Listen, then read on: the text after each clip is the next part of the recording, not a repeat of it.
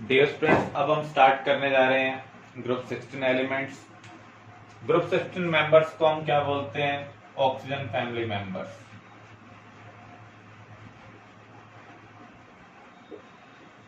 Oxygen family के अंदर element कौन कौन से हैं?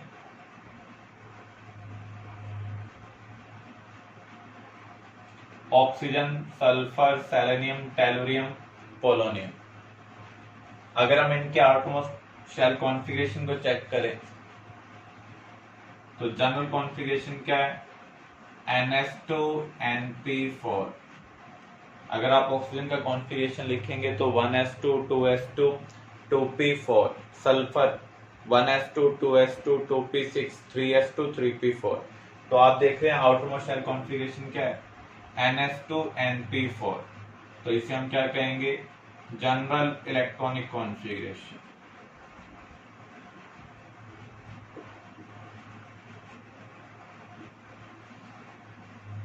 Physical properties.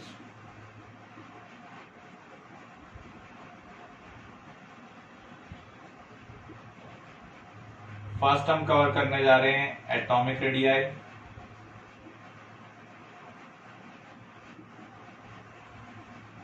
Down the group atomic radii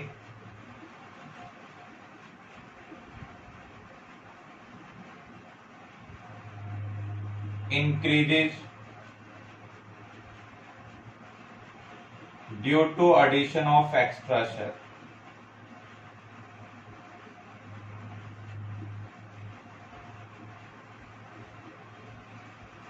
oxygen से ज्यादा रेडियाई किसका होगा? सल्फर का। सल्फर से ज्यादा सेलेनियम का। सेलेनियम से ज्यादा टेलुरियम का। टेलुरियम से ज्यादा पोलोनियम का।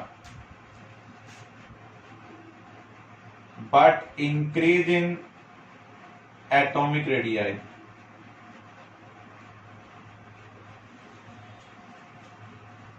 Down the group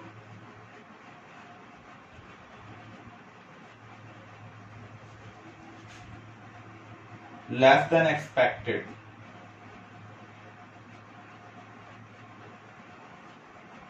as effective nuclear charge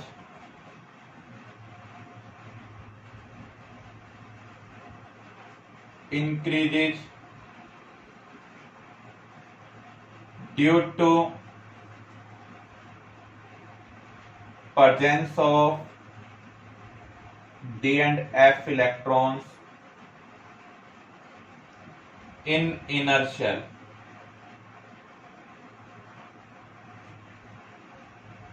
which have poor shielding effect।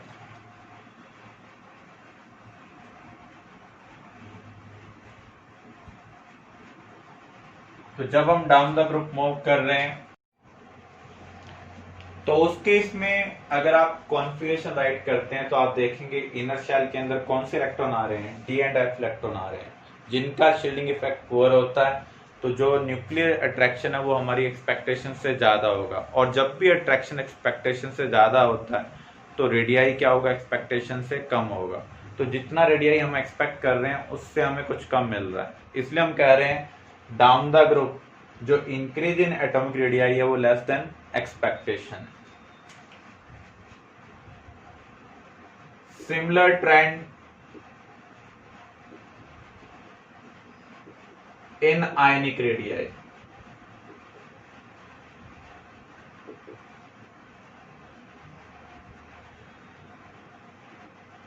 Physical state and molecular structure।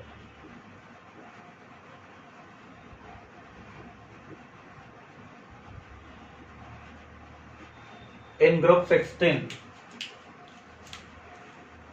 oxygen exists as diatomic molecule,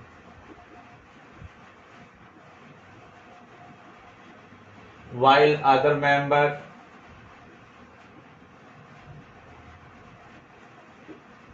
exist as octaatomic molecule।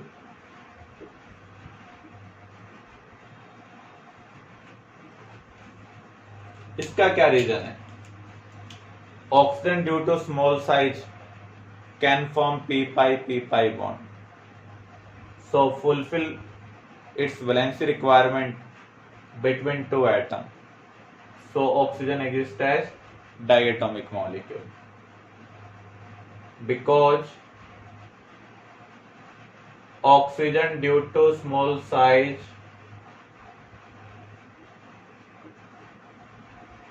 can form p-pi bond and fulfill its valency requirement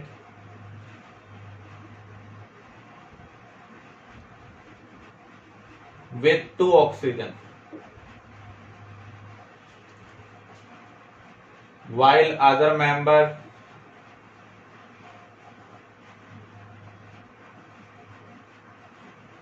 due to bigger size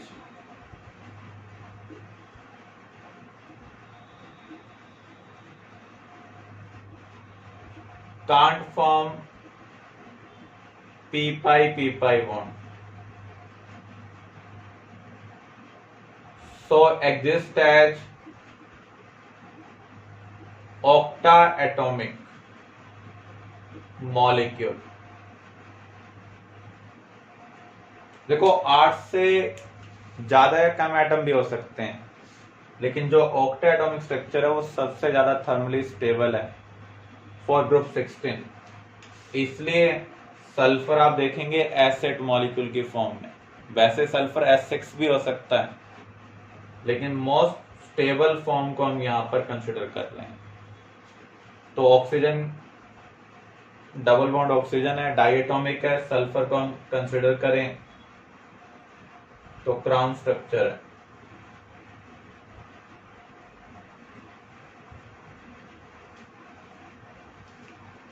अब यहां पर अगर हम physical state को consider करें, oxygen gas की तरह exist कर रही है, जबकि अदर मेंबर कैसे एग्जिस्ट कर रहे हैं, एज ए सॉलिड। उसका क्या रीजन है? यहां मॉलिक्यूलर साइज में लार्ज डिफरेंस है, तो वंडर वाल फोर्सेज में भी लार्ज डिफरेंस होगा। इसकी वजह से ऑक्सीजन गैस है, अदर मेंबर कैसे एग्जिस्ट कर रहे हैं, एज ए सॉलिड।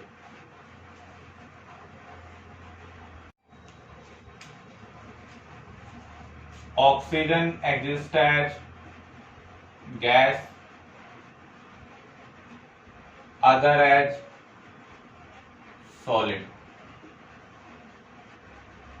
तो इसका आंसर क्या होगा? Oxygen exist as diatomic molecule,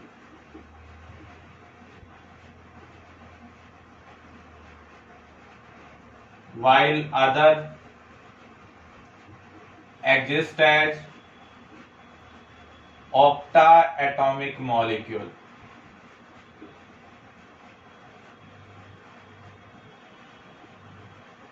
So due to large size difference,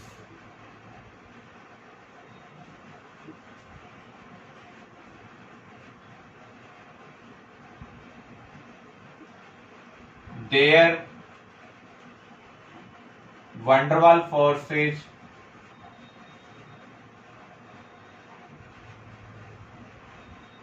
are quite different.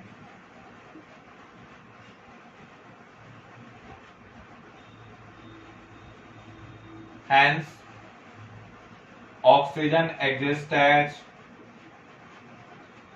gas, other member as solid. Clear?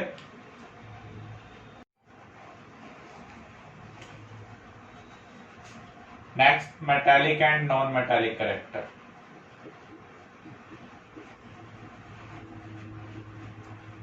जब हम डाउन द ग्रुप मूव करते हैं तो मेटालिक कैरेक्टर क्या होता है? Increase. Non metallic character decrease होता है। ऑक्सीजन, सल्फर, सेलेनियम ये नॉन मेटल की तरह बिहेव करते हैं। टेलोरियम, पोलोनियम ये मेटल की तरह बिहेव करते हैं। आप ये कह सकते हैं सेलेनियम और टेलोरियम के अंदर मेटल और नॉन मेटल वाला दोनों करेक्टर है, मीन्स ये मेटलॉइड कैटेगरी से बिलोंग करते हैं।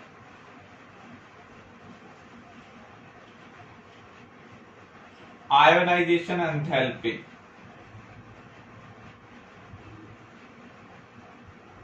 ग्रुप 15 में भी हमने कवर किया था। 1 मोल ऑफ गैसेस एटम से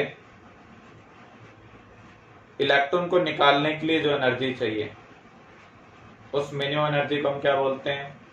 ionisation enthalpy. Left to right ionization enthalpy क्या होती है? इंक्रीज होती है। एक्सेप्शन तभी आएगी जब कॉन्फिगरेशन स्टेबल होगा।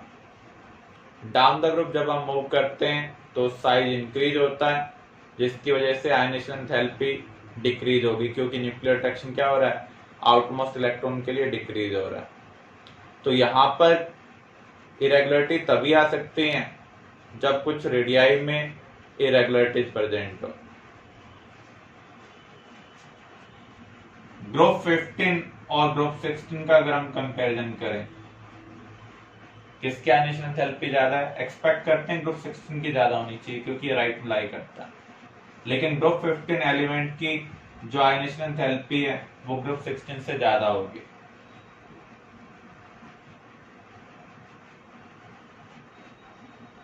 तो इसका रीजन क्या है? Half filled stable configuration. हमसे क्वेश्चन पूछा जा सकता है which one has higher ionization enthalpy?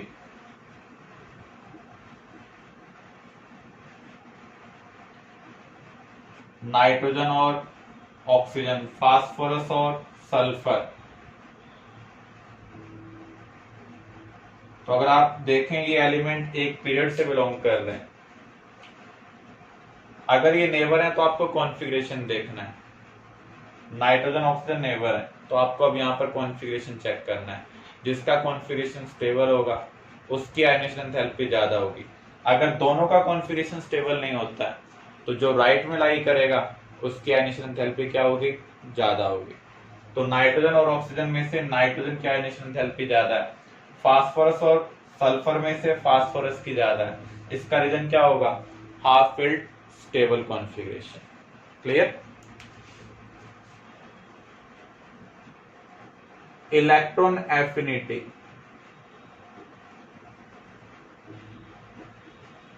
और electron gain enthalpy.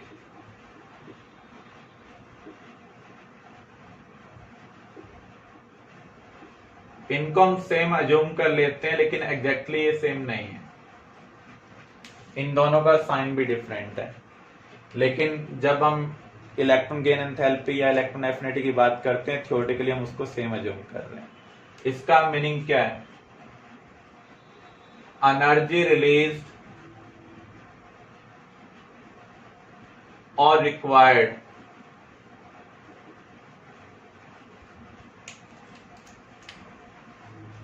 when 1 mole of gaseous atom gain electron to form anion। Non metal की प्रॉपर्टी होती है अपनी शेल को कंप्लीट करने के लिए वो इलेक्ट्रॉन का गेन करते हैं। इस प्रोसेस में एनर्जी नॉर्मली रिलीज होती है, लेकिन कुछ केस में एनर्जी रिक्वायर्ड भी होती है। एनर्जी किस केस में रिक्वायर्ड है? नाइट्रोजन, हैलोजन, ग्रुप 2 इनका कॉन्फ़िगरेशन स्टेबल है, या फिर कोई अनायन इलेक्ट्रॉन का गेन करे किसी भी अनायन के अंदर number of electron number of proton से ज्यादा होते हैं, इसका मीनिंग वहां पर रिपल्शन डोमिनेंट होता है, और जहां पर भी रिपल्शन डोमिनेट करेगा वहां इलेक्ट्रॉन गेन एंथैल्पी का साइन क्या होगा, positive. Otherwise electron gain enthalpy का साइन क्या होता है, negative. Down the group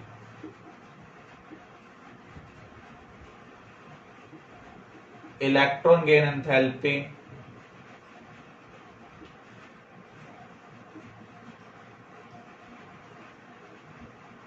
become less negative. Less negative का मीनिंग कम एनर्जी रिलीज हो रही है, because due to increase in size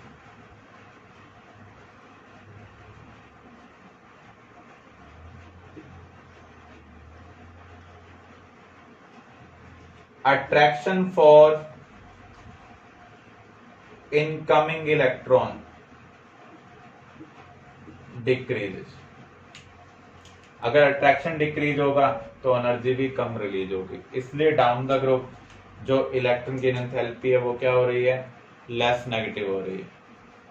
तो हम एक्सपेक्ट क्या कर रहे हैं, ऑक्सीजन की सल्फर से ज्यादा होनी चाहिए, सल्फर की सेलेनियम से, सेलेनियम की टेलुरियम से, टेलुरियम की पोलोनियम से, ऐसा हम एक्सपेक्ट कर रहे हैं। लेकिन यहां पर सबसे ज्यादा किसकी है, सल्फर की। ऑक्सीजन की यहां पर मिनिमम। इसका रीजन क्या है,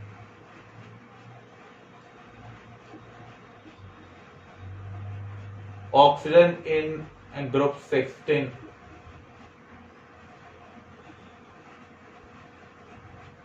possess less negative electron gain enthalpy।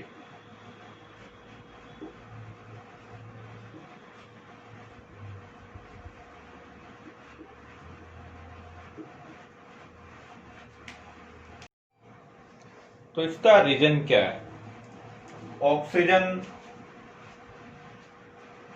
Due to small size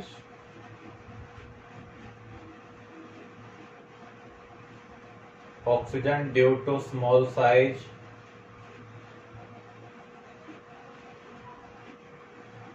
have high electron crowding,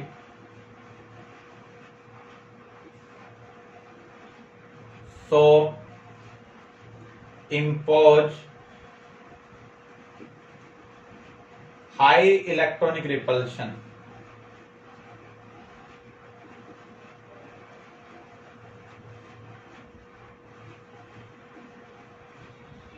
for incoming electron। देखो सभी के पास 6 वैलेंस इलेक्ट्रॉन प्रेजेंट है, लेकिन ऑक्सीजन का जो साइज है वो स्मॉलेस्ट है। स्मॉल साइज होने की वजह से यहाँ पर क्राउडिंग बहुत ज्यादा है। जब क्राउडिंग ज्यादा होगी तो रिपल्शन भी ज्यादा होगा। आप इसको इस तरीके से भी कंसिडर कर सकते हैं, जैसे एक तो हमारा घर है, एक अंबानी का घर है, दोनों जगह 6 सिक्योरिटी गार्ड लगा दिए जाएं, तो किसके घर की ज्यादा सेफ्टी होगी, हमारे घर की सेफ्टी ज्यादा होगी, क्योंकि यहाँ पर कम एरिया को सिक्योरिटी गार्ड ऑक्युपाई कर रहे हैं तो उनकी क्राउडिंग ज्यादा होगी। अगर किसी को यहाँ पर एंटर करना हो तो उसको ज्यादा रिपल्शन फेस करना पड़ेगा। ज्यादा रिपल्शन फेस करने की वजह से बहुत सारी एनर्जी वेस्ट होगी। मान लीजिए किसी को थेफ्टी करनी हो तो उस केस में उसको अगर यहाँ एंटर करना है तो सिक्योरिटी गार्ड्स को बहुत ज्यादा घुस देनी पड़ेगी।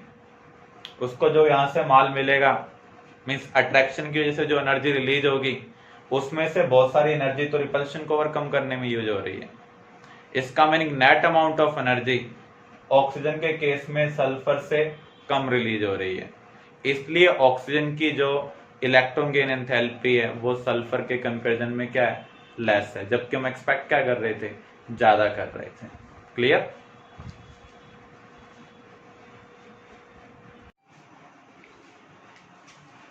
नेक्स्ट प्रॉपर्टी हम कवर करने जा रहे हैं एलोट्रोपी। एलोट्रोप्स का मीनिंग क्या है? Different physical forms of an element which have same chemical properties. Oxygen के दो एलोट्रोप्स हैं, डाइऑक्सीजन एंड ओजोन। सल्फर के बहुत सारे एलोट्रोप्स हैं, लेकिन जो मेन एलोट्रोप्स है वो कौन से हैं? Rhombic and monoclinic sulphur. इन दोनों में डिफरेंस क्या है? रोम्बिक सल्फर के केस में जो एसिड रिंग है वो क्लोजली पैक्ड है,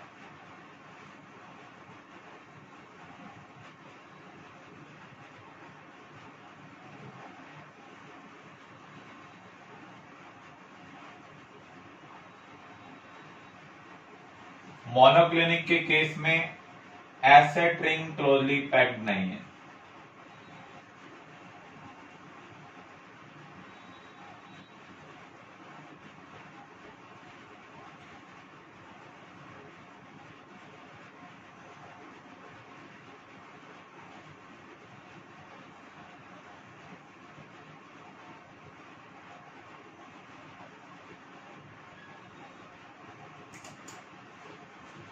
तो यहां पर आप देख सकते हैं इस रिंग के नीचे जो दूसरी रिंग है वो इसका उल्टा रखा हुआ है, फिर इसके नीचे दूसरी रिंग का जो पैटर्न है वो उल्टा है, तो इसलिए क्लोजली पैक्ड नहीं है। यहां पर ही क्लोजली पैक्ड है, ये इसके अंदर फिट हो सकती है, ये इसके अंदर फिट हो सकती है। क्लोज पैकिंग की वजह से इसकी हाई डेंसिटी है, ये नॉन ट्रांसपेरेंट है।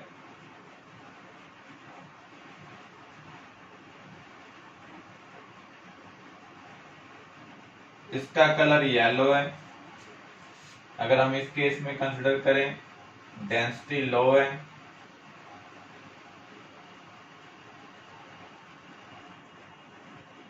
इसके कंपैरिजन में ये ट्रांसपेरेंट है और इसका कलर लाइट येलो है। तो सल्फर की दो मेन एलोट्रोपिक फॉर्म है, rhombic sulphur and monoclinic sulphur. 1000 kelvin पर मींस वेपर फेज में जो एसिड रिंग है वो ब्रेक हो जाती है, स्मॉलर रिंग में कन्वर्ट हो जाएंगी, फाइनली कन्वर्ट हो जाती है S2 के अंदर। S2 पैरामैग्नेटिक है। जो सल्फर 1000 केल्विन पर हम ले रहे हैं, वेपर स्टेट में ले रहे हैं, उसका नेचर क्या है? पैरामैग्नेटिक। इसका रीजन क्या है? Due to presence of unpaired electron in antibonding molecular orbital. आपने 11th में O2 का एनर्जी डायग्राम बनाया था अकॉर्डिंग टू MOT। S2 का भी सिमिलर है। O2 में दो अनपेड इलेक्ट्रॉन प्रेजेंट थे एंटी बॉन्डिंग मॉलिक्यूलर ऑर्बिटल के अंदर, यहां पर भी दो अनपेड इलेक्ट्रॉन प्रेजेंट है एंटी बॉन्डिंग मॉलिक्यूलर ऑर्बिटल में। तो जिसके पास भी अनपेड इलेक्ट्रॉन होंगे वो क्या शो करेगा? पैरामैग्नेटिक नेचर शो करेगा। Next property catenation. कैटेनेशन क्या है? Self linking property to form long chain, branch chain and ring. Oxygen show less catenation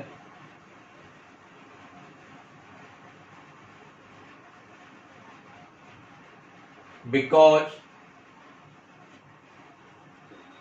it can form p pi p pi bond due to its small size। जैसा हमने nitrogen के regarding study किया था, nitrogen small size की वजह से pi bond बना सकता है। पाई बॉन्ड बनाने की वजह से ऑक्सीजन की वैलेंसी रिक्वायरमेंट कम एटम के अंदर ही फुलफिल हो जाती है, इसलिए कैटेनेशन कम शो करता है। But sulphur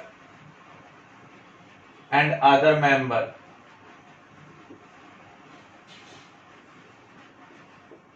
show catenation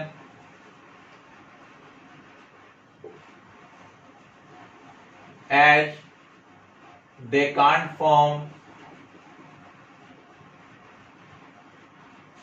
p-pi bond due to bigger size.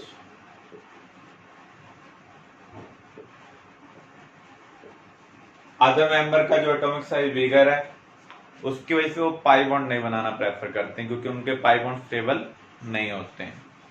तो इसलिए वो अपनी वैलेंसी रिक्वायरमेंट को फुलफिल करने के लिए फर्दर लिंक होते हैं। तो इसकी वजह से लॉन्ग चेन बनती है, रिंग बनते हैं। Down the group catenation decrease होता है, क्योंकि बॉन्ड स्ट्रेंथ क्या होगी, डिक्रीज होगी। आप ये कह सकते हैं इस ग्रुप के अंदर सल्फर मैक्सिमम कैटेनेशन शो कर रहा है।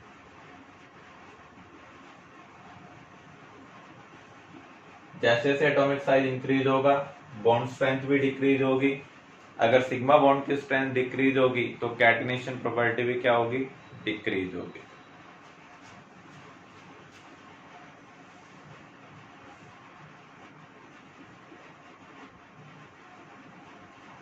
Multiple bonding, oxygen and sulphur can form p-pi bond with small size atom like carbon, nitrogen। Pi bond उन्हीं के बीच में बनेगा जिनके एटॉमिक साइज में बहुत ज्यादा डिफरेंस नहीं होगा। सेकंड पीरियड एलिमेंट अगर इन्वॉल्व होगा तो उस केस में पाई बॉन्डिंग की पॉसिबिलिटी रहेगी with third period element, otherwise pi bonding की पॉसिबिलिटी नहीं होती है।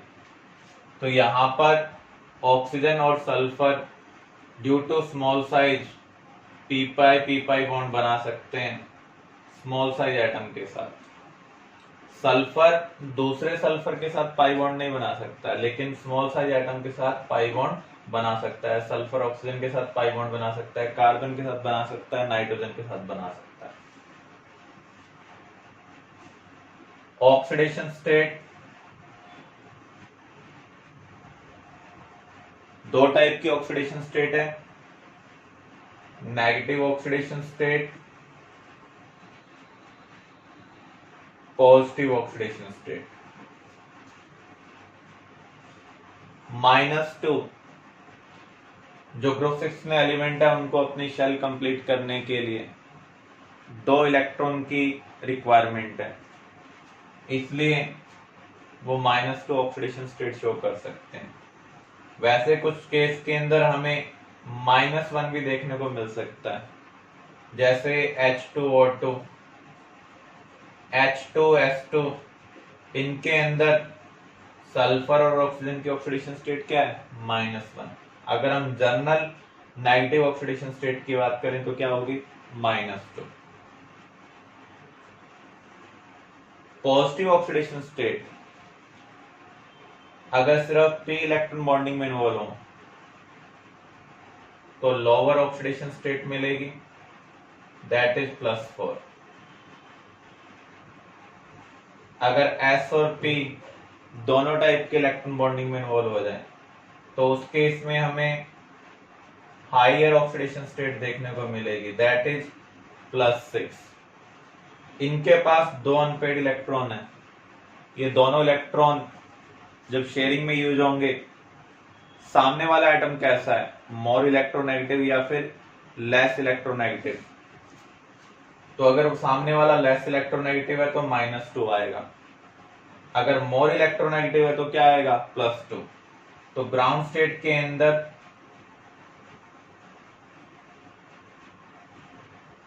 जो ऑक्सीजन फैमिली मेंबर है वो +2 ऑक्सीडेशन स्टेट भी शो करते हैं। ये एक्साइटेड स्टेट की ऑक्सीडेशन स्टेट है। अब देखिए, oxygen positive oxidation state normally show नहीं करता, लेकिन जब फ्लोरीन के साथ कंपाउंड होंगे तो वो पॉजिटिव ऑक्सीडेशन स्टेट शो कर सकता है, क्योंकि फ्लोरीन क्या है, मोस्ट इलेक्ट्रोनेगेटिव है। तो यहां पर ऑक्सीजन की ऑक्सीडेशन स्टेट है +2 और यहां पर क्या है, +1।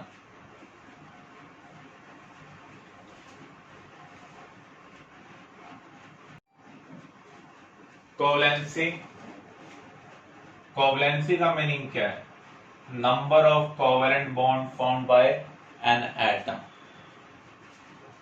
ऑक्सीजन ऑक्सीजन के पास आउटरमोस्ट शेल में 2 अनपेड इलेक्ट्रॉन है, तो नॉर्मली ये कोवलेंसी क्या शो करता है, 2 शो करता है। फॉर एग्जांपल वाटर, वाटर में ऑक्सीजन कितने बॉन्ड बना रहा है, 2 हाइड्रोजन के साथ बॉन्ड बना रहा है, तो इसकी कोवलेंसी क्या है, 2।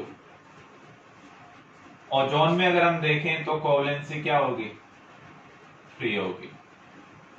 अगर आप ओजोन के स्ट्रक्चर को ध्यान से देखें तो यहाँ पर ऑक्सीजन 3 बॉन्ड बना रहा है, 2 कोवलेंट और 1 कोऑर्डिनेट।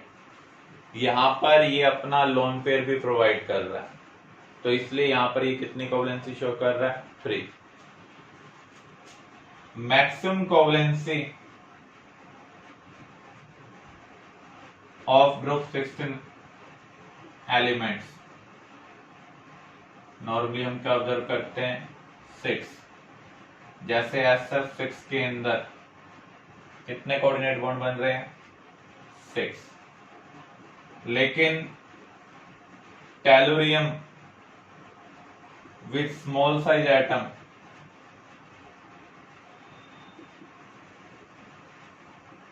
फ्लोरीन, ये कोवलेंसी 8 भी शो कर सकता है, क्योंकि यहाँ पर जो टेलुरियम है उसका साइज बड़ा है, ये 8 फ्लोरीन एटम को अकोमोडेट कर सकता है। नॉर्मली आपको ये ध्यान रखना है, जो पी ब्लॉक एलिमेंट होते हैं उनकी मैक्सिमम कोवलेंसी क्या होती है, 6 होती है, लेकिन जो एफ ब्लॉक एलिमेंट है उनकी जो मैक्सिमम कोवलेंसी है वो क्या है, 8 है। कुछ एक्सेप्शन भी हम देख रहे हैं यहाँ पर। नॉर्मली अगर हम देखें, जनरल कंडीशन में हम देखें, मैक्सिमम कोवलेंसी क्या शो करते हैं, 6 शो करते हैं।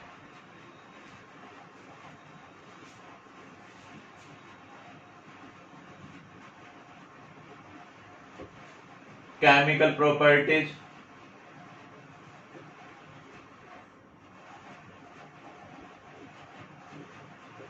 Highly reactive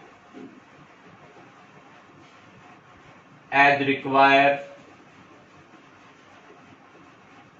2 electron to complete its outermost shell।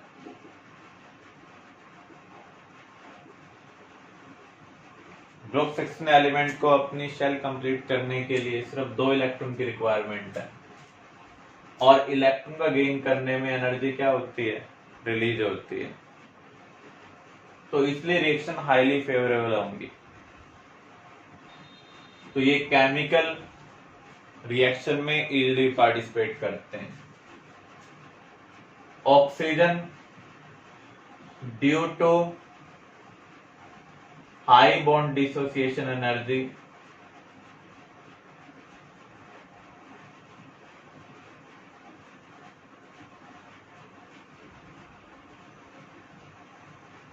participate in exothermic reaction।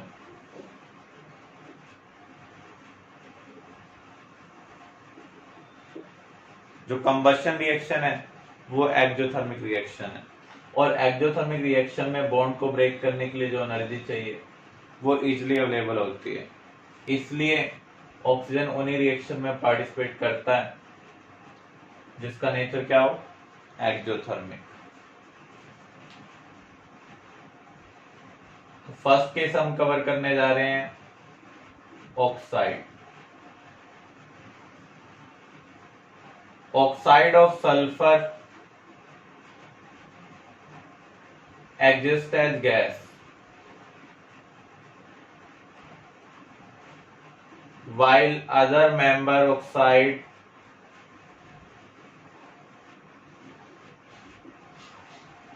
exist as solid। इसका क्या रीजन है? सल्फर ऑक्सीजन के साथ कंबाइन होकर पाई बॉन्ड बना सकता है, क्योंकि यहां पर जो साइज डिफरेंस है वो स्मॉल है, इसलिए इसका जो मॉलिक्यूल है वो डिस्क्रीट है, अकेला है, जबकि अदर मेंबर पाई बॉन्ड नहीं बना सकते हैं। तो उनकी जो ऑक्साइड की स्ट्रक्चर बनेगी वो पॉलीमरिक बनेगी। Polymeric structure means big size है, जिसका साइज ज्यादा होगा उसके वंडरवाल फोर्सेस भी क्या होंगे, ज्यादा होंगे, मींस उसका मेल्टिंग पॉइंट, बॉइलिंग पॉइंट क्या होगा, ज्यादा होगा। Due to small size difference between sulfur and oxygen, it can form p-pi bond, so exist as discrete molecule,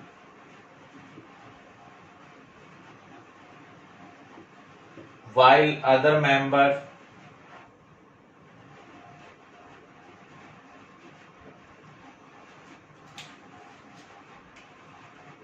due to big size difference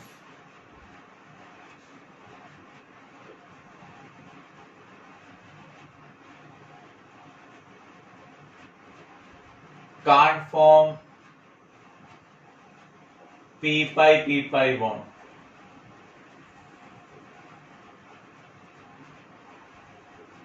so exist as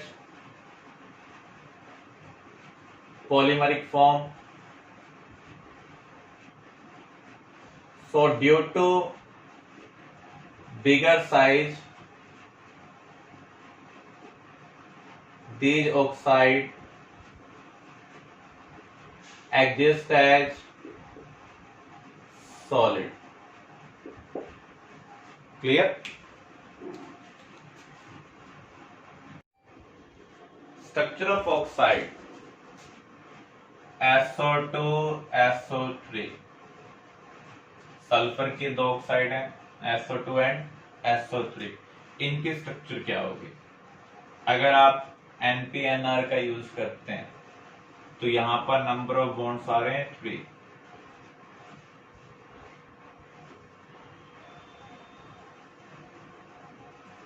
तो ये SO2 की structure होगी। SO3 में number of bonds आएंगे 4 using NPNR, तो यहां पर ये स्ट्रक्चर बन गई है। अगर आपको फॉर्मल चार्ज निकालना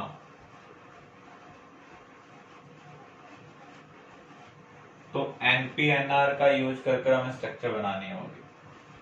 फॉर्मल चार्ज हम निकालते कैसे? Number of valence electron minus half of shared minus unshared electron.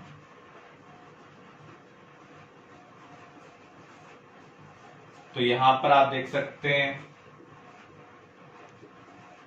अगर हमें सल्फर का निकालना है तो सल्फर के पास कितने वैलेंस इलेक्ट्रॉन है? 6। इसके अराउंड शेयरिंग वाले इलेक्ट्रॉन कितने प्रेजेंट है? 3 बॉन्ड है, हर बॉन्ड से 2-2 इलेक्ट्रॉन शेयरिंग के लिए मिल रहे हैं। लेकिन इसका कंट्रीब्यूशन कितना है? इसका हाफ ही होगा, तो 1/2 इंटू 6।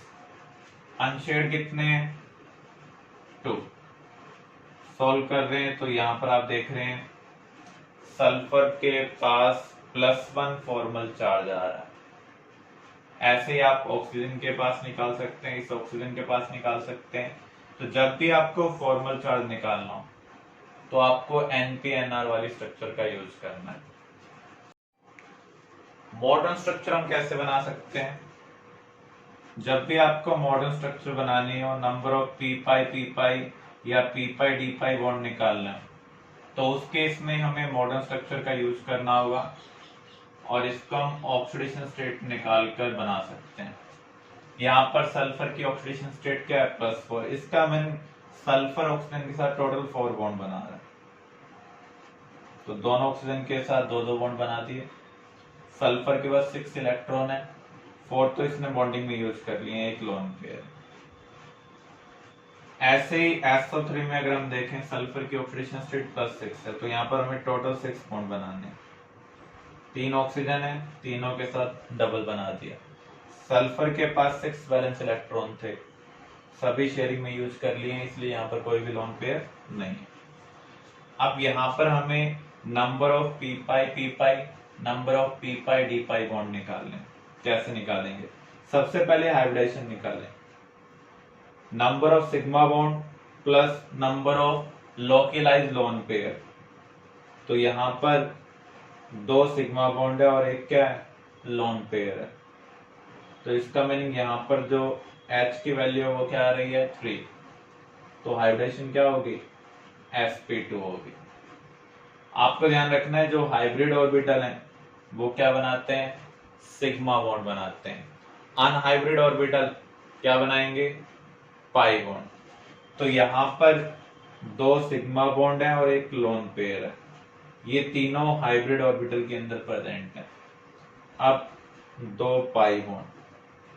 जो सेकंड पीरियड एलिमेंट है वो सिर्फ अपना p ऑर्बिटल बॉन्डिंग में प्रोवाइड कर सकते हैं for formation of pi bond. तो ऑक्सीजन यहाँ पर भी P प्रोवाइड कर रहा है और यहाँ पर भी क्या प्रोवाइड कर रहा है? P प्रोवाइड कर रहा है। अब हमें सल्फर के लिए देखना है वो क्या प्रोवाइड करेगा। सल्फर का एक S और 2 P हाइब्रिडेशन में यूज हो चुके हैं, बचा हुआ एक P पाई बॉन्ड बनाएगा। मान लीजिए इसका जो बचा हुआ अनहाइब्रिड P है वो इस P के साथ पाई बॉन्ड बनाए, तो यहाँ पर एक तो बॉन्ड होगा P पाई। देखो 3 p ऑर्बिटल होते हैं, 2 हाइब्रिडेशन में यूज कर लिए तो एक ही बचा, तो यहाँ पर एक p पाई बॉन्ड बन गया। अब सल्फर को एक और पाई बॉन्ड बनाना है, तो p के बाद किसका यूज होता है? d का। तो यहाँ पर इसका d और इसका p, तो यहाँ पर बॉन्ड कौन सा होगा? d पाई p पाई। तो यहाँ पर 2 पाई बॉन्ड है, एक p पाई बॉन्ड है और दूसरा d पाई p पाई बॉन्ड है। यहाँ पर भी हम देखते हैं, यहाँ सल्फर की हाइब्रिडेशन क्या है? sp2, क्योंकि यहाँ पर 3 सिग्मा बॉन्ड है, कोई भी लोन पेयर नहीं है। यहाँ पर पाई बॉन्ड कितने हैं? 3 है।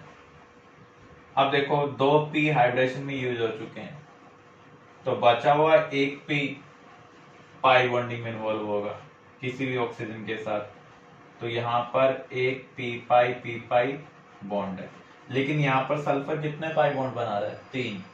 तो एक p पाई बॉन्डिंग में इन्वॉल्व है, p के बाद हम किसको यूज करेंगे? d को यूज करेंगे, तो यहाँ भी d इन्वॉल्व होगा और यहाँ भी d इन्वॉल्व होगा।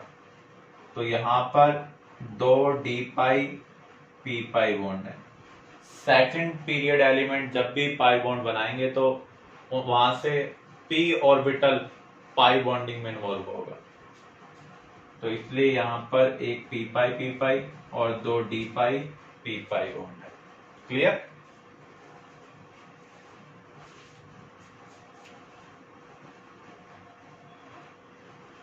In solid state, SO3 exists as trimer.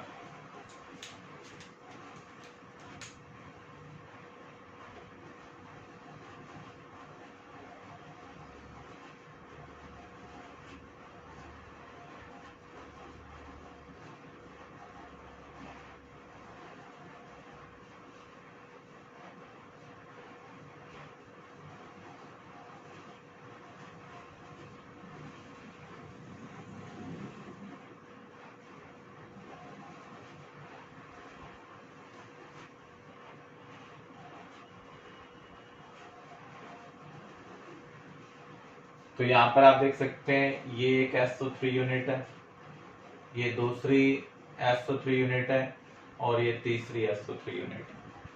तो सॉलिड स्टेट में SO3 कैसे एग्जिस्ट कर रहा है, एज ट्राइमर एग्जिस्ट कर रहा है।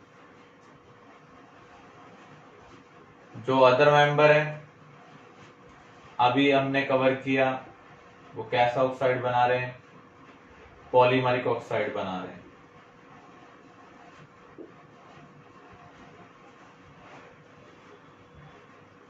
सेलेनियम,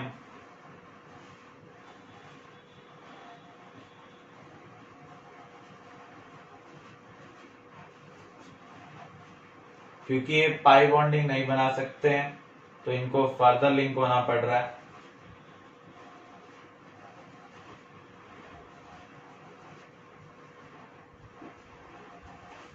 तो इसलिए यहाँ पर पॉलीमरिक स्ट्रक्चर मिल रही है। लार्ज मॉलिक्यूलर साइज डिफरेंस होने की वजह से ये जो ऑक्साइड हैं ये सॉलिड की फॉर्म में एग्जिस्ट कर रहे हैं, जबकि कैसे एग्जिस्ट कर रहे हैं, रूम टेम्परेचर पर एज ए गैस।